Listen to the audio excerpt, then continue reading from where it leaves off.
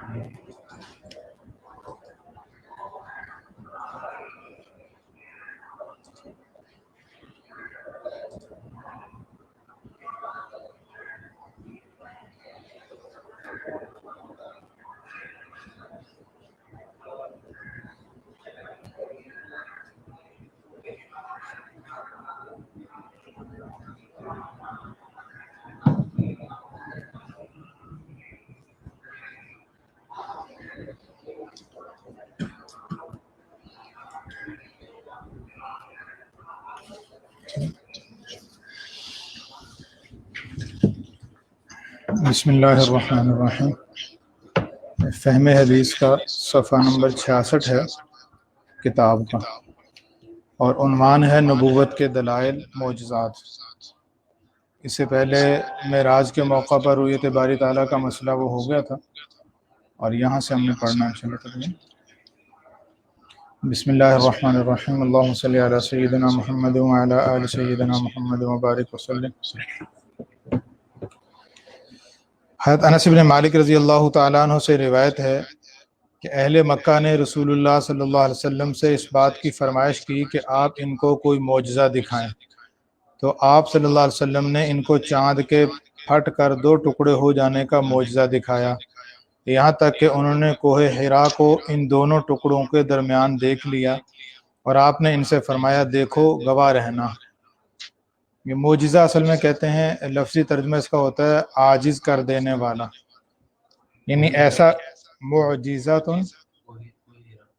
حرا پہاڑ تھا، معجزہ کا مطلب ہوتا ہے عاجز کر دینے والا، ایسا فعل جو اللہ تعالیٰ کسی نبی کے ہاتھ پہ ظاہر کریں ان کی نبوت کو ثابت کرنے کے لیے، تائید کے لیے، اور ساری مخلوق، سارے انسان جنات مل کر اس جیسا عمل کرنے سے عاجز ہو جائیں۔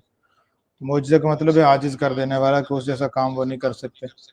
کفار مکہ نے کہا کہ آپ کوئی معجزہ دکھائیں ہمیں، تو آپ صلی اللہ علیہ وسلم نے اللہ تعالیٰ کی اجازت سے چاند کے 2 ٹکڑے ہو جانے کا معجزہ دکھایا، کہ حرا جو پہاڑ ہے اس کے ایک طرف چاند کا ایک ٹکڑا جو ہے وہ دائیں طرف ہو گیا اور ایک ٹکڑا بائیں طرف ہو گیا، بیچ میں وہ حرا پہاڑ نظر آنے لگ گیا۔ تو یہ حضور علیہ الصلوۃ والسلام کا معجزہ، بعد میں دوبارہ پھر مل گیا۔ چاند کا پھٹنا چونکہ خلاف معمول تھا، یعنی عام عادت سے ہٹ کے تھا، اس لیے کسی حساب کتاب سے ان کو معلوم نہیں کیا جا سکتا۔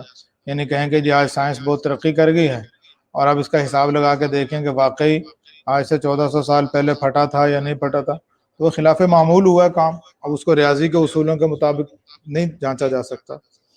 رہا یہ اعتراض کہ اس کو حدیث سے ہٹ کر اور لوگوں نے نقل ہی نہیں کیا، تو اس کا جواب یعنی یہ واقعہ ایسا ہے کہ جو قرآن میں آیا یا یہ مسلمانوں کی تاریخ میں ہے، دوسرے لوگ تو اس کو بیان نہیں کرتے. تو یہ بھی اعتراض بعض لوگ کرتے ہیں اور کر سکتے بھی ہیں. تو اس کا جواب دے رہے ہیں کہ بہت سی دنیا میں چاند اس وقت طلوع ہی نہیں ہوا ہوگا.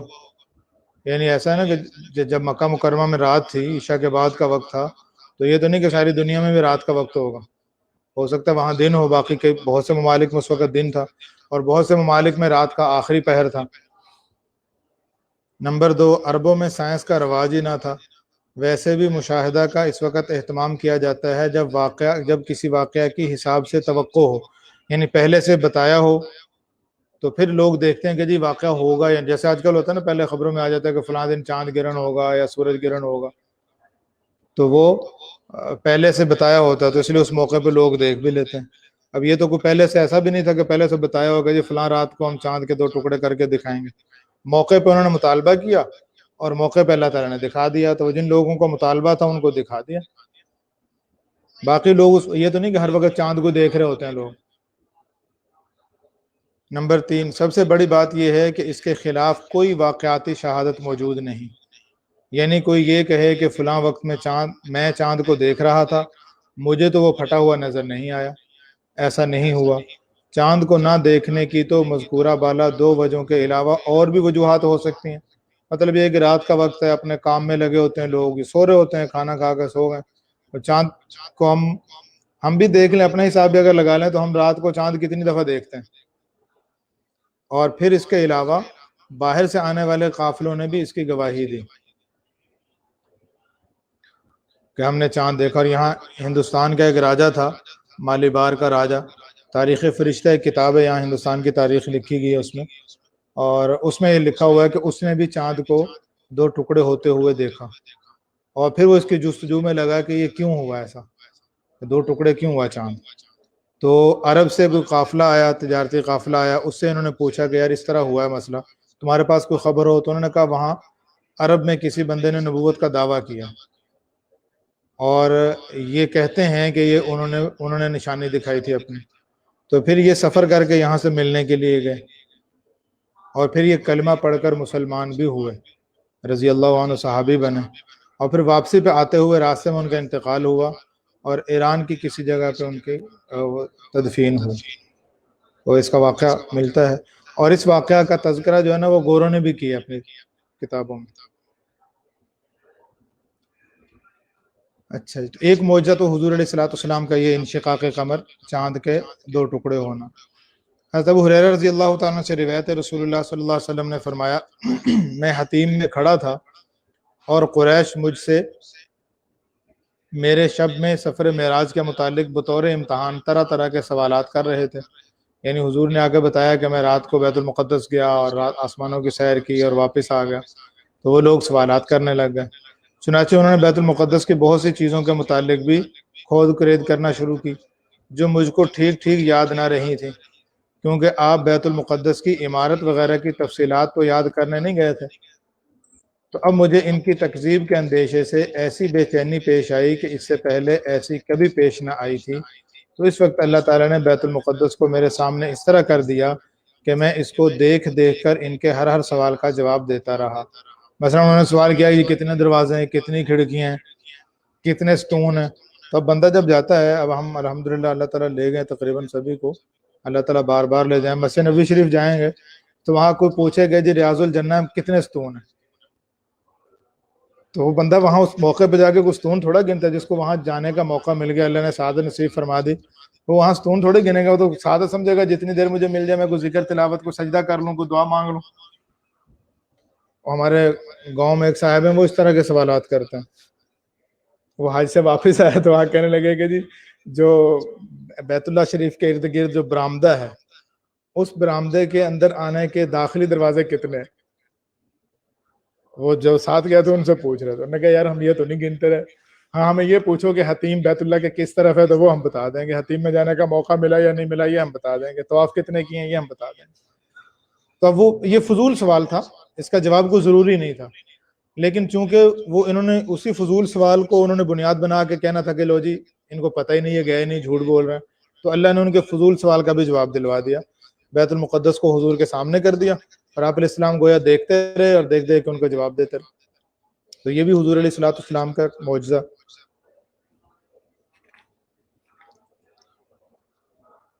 یہ ایک اور معجزے کا تذکرہ ہے جب حضور علیہ السلام نے ہجرت فرمائی اس موقع کا۔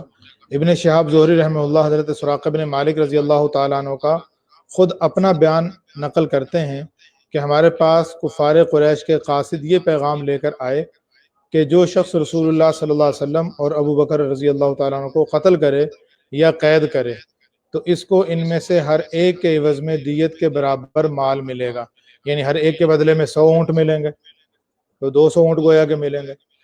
یہ کہتے ہیں کہ ابھی کچھ دیر گزرنے نہ پائی تھی کہ میں اپنی قوم بنی مدلج میں بیٹھا ہوا تھا کہ ایک شخص سامنے سے آیا اور کہنے لگا، اے سراقہ، دریا کے کنارے میں نے ابھی ابھی کچھ لوگ دیکھے ہیں جن کے متعلق میرا غالب گمان یہی ہے کہ وہ محمد صلی اللہ علیہ وسلم اور ان کے ساتھی ہوں گے۔ اس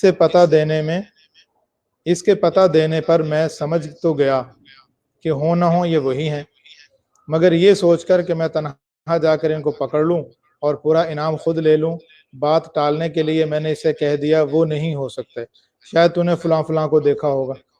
یعنی مجلس میں آ کے اس نے کہا نا، تو سراقہ کہتے ہیں کہ میں نے سوچا کہ ایسا نہ کوئی اور جا کے پکڑ لے، میں نے کہا نہیں وہ نہیں ہے، کوئی اور ہوں گا، تو ان کو تو میں نے ٹال دیا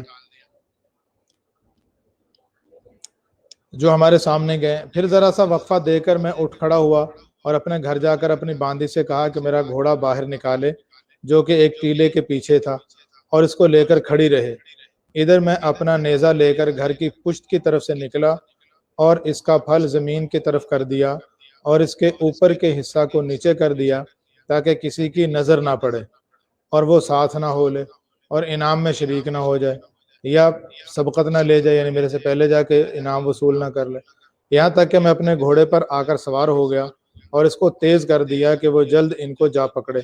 جب میں ان کے نزدیک پہنچا تو میرا گھوڑا دفعتاً پھسلا اور میں اس کے اوپر سے جا پڑا۔ کھڑے ہو کر میں نے فال کے تیر نکالے اور ان کا پانسا گھمایا تاکہ یہ دیکھوں کہ میں ان کو نقصان پہنچا سکوں گا یا نہیں۔ فال میں جو بات نکلی وہ تھی جو میں ناپسند کرتا تھا، یعنی فال نے یہ بتایا کہ نہ جاؤ، لیکن میں لالچ میں مگر پھر بھی میں نے اس کی کچھ پرواہ نہ کی اور پھر گھوڑے پر سوار ہو کر ان کے اتنے نزدیک پہنچ گیا کہ میں نے رسول اللہ صلی اللہ علیہ وسلم کی قرآن پڑھنے کی آواز سنی۔ آپ کسی طرف التفات نہ فرماتے تھے جبکہ ابو بکر رضی اللہ تعالیٰ عنہ بار بار مڑ مڑ کر دیکھ رہے تھے۔ جب میں اتنے قریب جا پہنچا تو اس مرتبہ میرے گھوڑے کے دونوں ہاتھ یعنی اگلے پاؤں زمین میں دھنس گئے، یہاں تک کہ گھٹنوں تک جا پہنچے، اور میں پھر اس پر سے گر پڑا۔ میں پھر اٹھ کھڑا ہوا اور گھوڑے کو زور سے ڈانٹا مگر وہ اپنے ہاتھ زمین سے نہ نکال سکا۔ پھر جب وہ بمشکل سیدھا کھڑا ہوا تو زمین سے دھوئیں کی طرح ایک غبار نکلا۔ میں نے پھر اپنے فال کے تیر گھمائے مگر وہی بات نکلی جو مجھے پسند نہ تھی۔ اس پر میں نے امن کے لیے آواز دی، وہ ٹھہر گئے۔ میں گھوڑے پر سوار ہو کر جب بالکل ان کے پاس پہنچ گیا تو اپنی پیش آمدہ رکاوٹوں کی وجہ سے میرے دل میں اب یہ یقین ہو گیا کہ آپ کا دین ضرور غالب ہو کر رہے گا۔ تو یہ بھی حضور کا معجزہ تھا کہ وہ پیچھے پکڑنے کے لیے گئے اور گھوڑا ان کا زمین میں سخت زمین میں دھنس گیا۔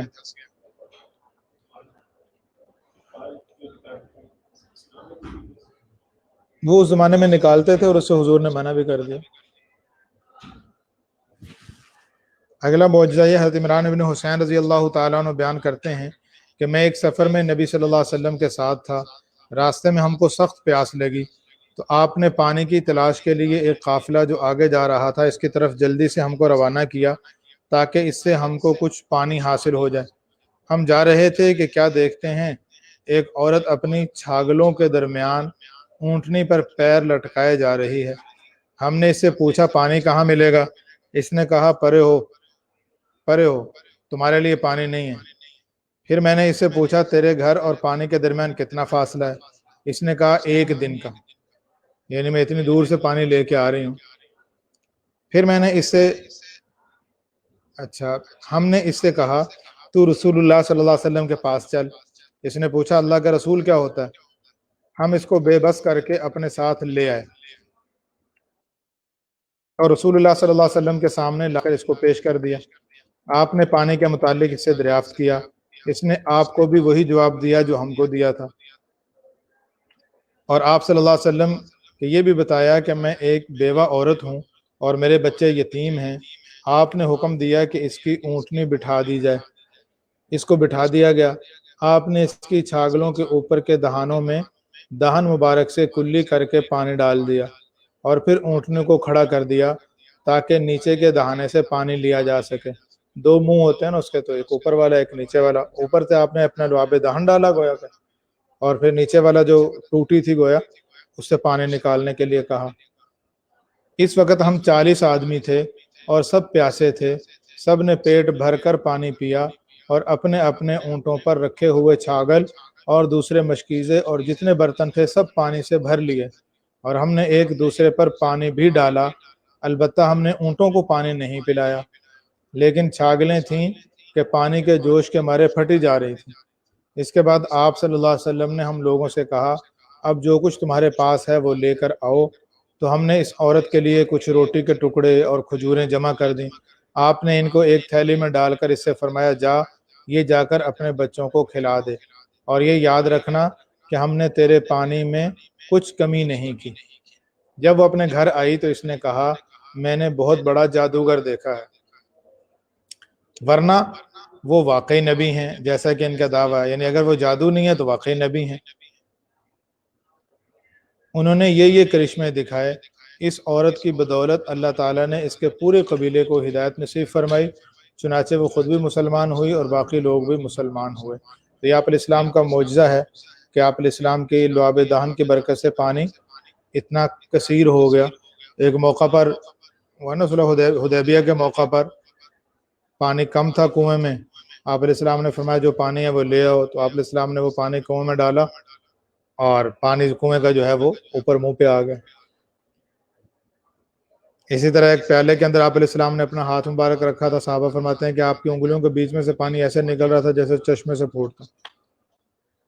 تو کسی نے پوچھا کہ کتنے تھے تم لوگ، کتنے تھے؟ انہوں نے کہا ہم 70 تھے، 300 تھے، لیکن اگر ہم 3000 بھی ہوتے تو ہمیں کافی ہو جاتا۔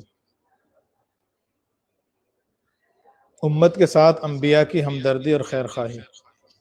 حضرت ابو موسیٰ اشعری رضی اللہ تعالیٰ عنہ کہتے ہیں، رسول اللہ صلی اللہ علیہ وسلم نے فرمایا، میری اور اس دین کی مثال جو خدا نے مجھے دے کر بھیجا ہے، اس شخص کی سی ہے جو اپنی قوم کے پاس آیا اور کہا، اے میری قوم، میں نے دشمن اپنی آنکھوں سے دیکھا ہے۔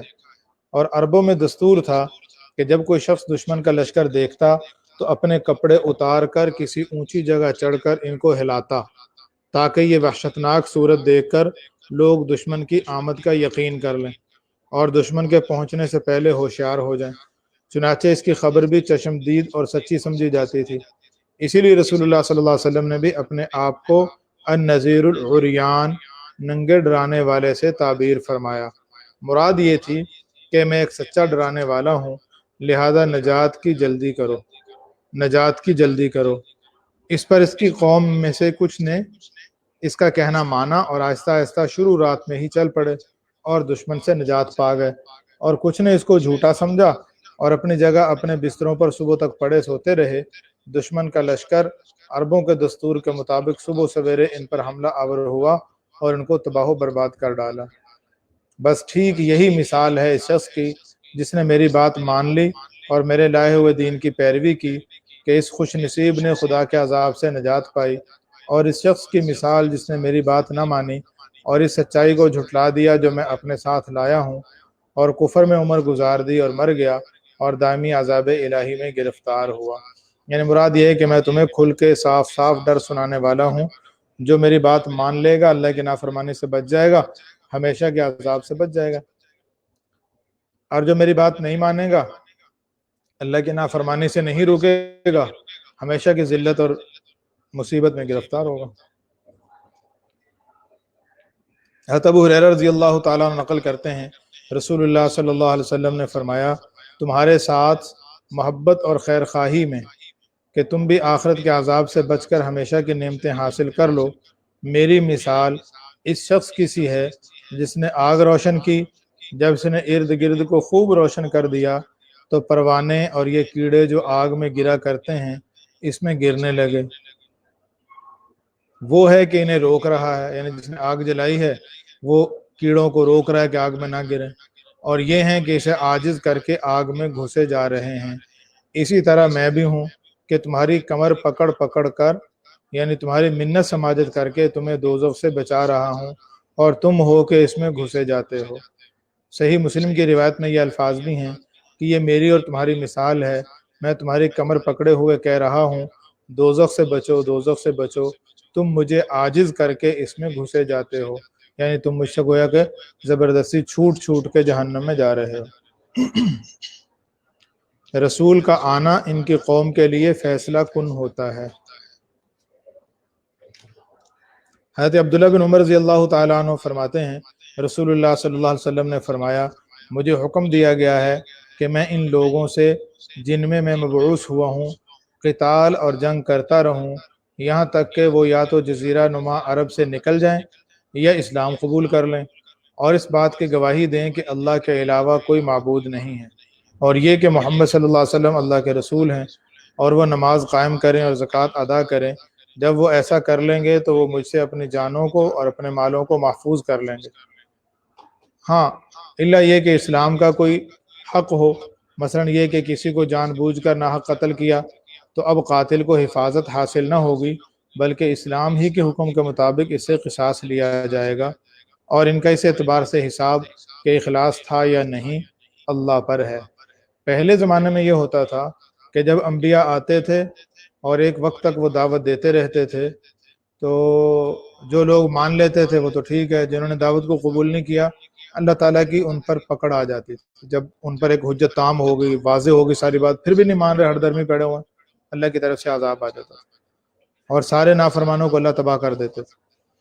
اس امت پر اللہ کا یہ تو انعام ہوا کہ حضور صلی اللہ علیہ وسلم کی برکت سے آسمانی عذاب نہیں آئے گا، لیکن حجت تو ان پہ تام ہو چکی ہے، نبی آ گئے، معجزات دکھا دیے، اب بھی نہیں مان رہے، بلکہ ماننا تو دور کی بات ہے، وہ الٹا ان کو اذیت پہنچا رہے ہیں، تکلیفیں پہنچا رہے ہیں۔ تو اللہ تعالیٰ نے آسمان سے فرشتوں کے ذریعے سے عذاب دینے کی بجائے ان کی صورت جہاد کو مسلمانوں پہ فرض کیا۔ قاتلوہم یعذبہم اللہ بایدیکم، ان سے قتال کرو، ان کو اللہ تمہارے ہاتھوں عذاب دے گا۔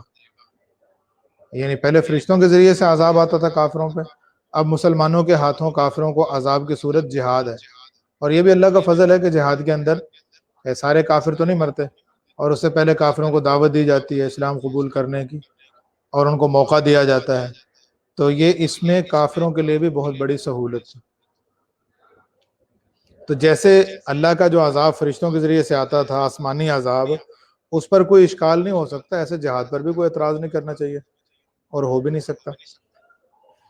ختم نبوت،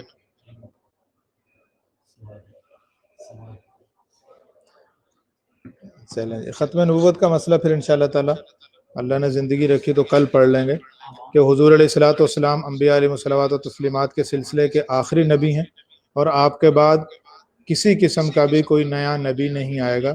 سیدنا عیسیٰ علیہ الصلوۃ والسلام تشریف لائیں گے، اور وہ نبی کوئی نئے تو نہیں ہوں گے، ظاہر نبی تو پہلے ہی ہوں گے، اللہ تعالیٰ نے ان کو آسمانوں پہ اٹھا لیا، وہاں پہ وہ حیات ہیں، اور آخری زمانے میں وہ تشریف لائیں گے، نبی ہوں گے وہ، لیکن اپنی نبوت چلائیں گے نہیں، حضور کی نبوت کے تابع ہو کر ہی رہیں گے۔ باقی مسئلہ انشاءاللہ تعالیٰ پھر اس کو کل پڑھ لیں گے۔ کسی ساتھی کا کوئی سوال ہو تو وہ پوچھیں۔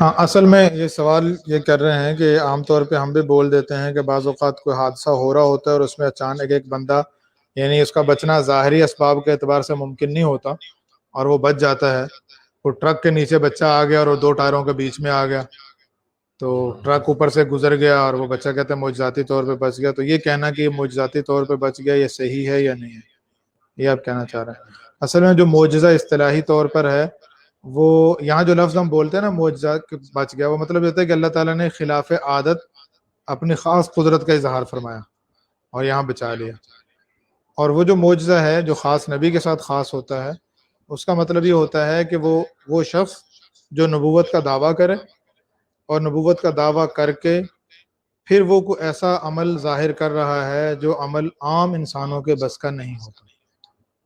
تو یہاں جو ہم لفظ بول رہے ہوتے ہیں یہ وہ والا معجزہ تو کسی کے ذہن میں بھی نہیں ہوتا. یعنی اگر کسی سے پوچھا بھی جائے تو وہ یہ کہے گا کہ نہیں یہ میری مراد نہیں ہے. یہاں معجزہ کا لفظ ہم بول دیتے ہیں لیکن مراد اللہ تعالیٰ کی قدرت ہوتی ہے.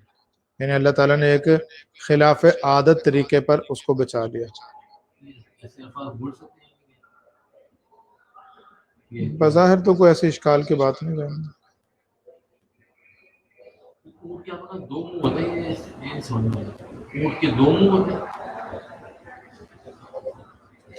یہ آج کے سبق میں تو کہیں نہیں آیا.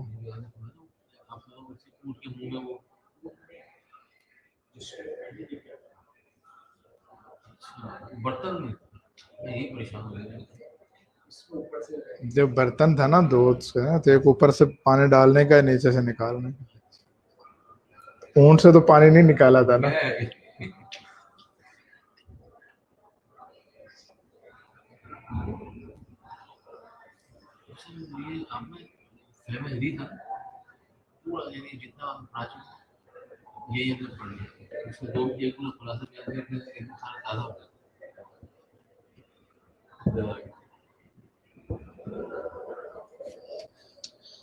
اچھا جی، تو آج کا جو ہم نے سبق پڑھا ہے اس میں نبوت کے دلائل یعنی معجزات کا تذکرہ ہے. آپ علیہ الصلوۃ والسلام کے معجزات کا بیان ہے. ایک معجزہ یہ بیان ہوا کہ اللہ تعالیٰ نے چاند کے 2 ٹکڑے کیے، حضور علیہ السلام کا یہ معجزہ دکھایا. دوسرا یہ بھی معجزہ تھا کہ جب حضور معراج پہ گئے، بیت المقدس کا سفر بھی کیا، کفار مکہ نے سوال کیا بیت المقدس کے حوالے سے کہ وہاں مسجد اقصیٰ کے دروازے کتنے، کھڑکیاں کتنی ہیں. تو حضور فرماتے ہیں کہ اللہ تعالیٰ نے بیت المقدس کو کھول کر میرے سامنے کر دیا اور میں دیکھ دیکھ کے بیان کرتا رہا. تو یہ حضور کا دیکھ لینا یہ بھی معجزہ تھا. تیسرا معجزہ یہ بیان کیا کہ جب حضور علیہ السلام ہجرت فرما رہے تھے تو اس وقت حضرت سراقہ بن مالک بعد میں مسلمان ہو گئے تھے، اس وقت تک مسلمان نہیں ہوئے تھے. تو کفار مکہ نے یہ کہا تھا کہ جو حضور کو حضرت ابوبکر کو پکڑ کے لائے گا ان کو ہم 100 اونٹ 200 اونٹ گویا کے دیں گے. تو حضرت سراقہ بن مالک کہتے ہیں میں پکڑنے کے لیے گیا لیکن حضور کے قریب پہنچا تو میرا گھوڑا زمین میں دھس گیا اور پھر میں نے حضور سے درخواست کی تو آپ کی دعا کے برکت سے گھوڑے کے پاؤں کو زمین نے چھوڑ دیا. یہ بھی حضور صلی اللہ علیہ وسلم کا معجزہ تھا. چوتھا معجزہ جو ہے وہ یہ بیان ہوا ہے کہ اس میں ایک عورت پانی لے کے جا رہی تھی، حضور کے ساتھ صحابہ تھے، آپ کو پانی کی ضرورت تھی. اس عورت کو بلایا، اس کے مشکیزے میں آپ نے لعاب دہن ڈالا اور اس سے پانی نکال کر سارے صحابہ نے پیا بھی اور اپنے مشکیزے بھی بھر لیے، لیکن اس کے مشکیزے میں پانی کی کمی نہیں آئی. اور اس کے بعد معجزات کے بیان کے بعد پھر یہ تھا کہ امت کے ساتھ انبیاء کی خیر خواہی. اس میں آپ علیہ السلام نے ارشاد فرمایا کہ میں تمہیں کھل کے ڈرانے والا ہوں اور میری اور تمہاری مثال ایسے جیسے کوئی آگ جلاتا ہے، کیڑے پتنگے اس میں گرتے ہیں اور وہ ان کو بچاتا ہے، ہٹاتا ہے، لیکن کیڑے چھوٹ چھوٹ کے بچ کے اسے پھر بھی آگ میں گر رہے ہیں. میں تمہیں کمر سے پکڑ پکڑ کے جہنم سے بچا رہا ہوں، منت سماجت کر کے تمہیں سمجھا رہا ہوں، لیکن تم ہو کہ مجھ سے چھوٹ چھوٹ کے جہنم میں گر رہے ہو. یہ تقریباً پورے سبق کا ہمارا خلاصہ یہ ہے. ختم نبوت کا انشاءاللہ تعالیٰ سبق پھر کل پڑھیں گے. آپ علیہ الصلوۃ والسلام کے کل معجزات کتنے ہیں، ان کی تعداد کوئی شمار میں میرے میں تو نہیں ہے، گننے سے پتہ چلے.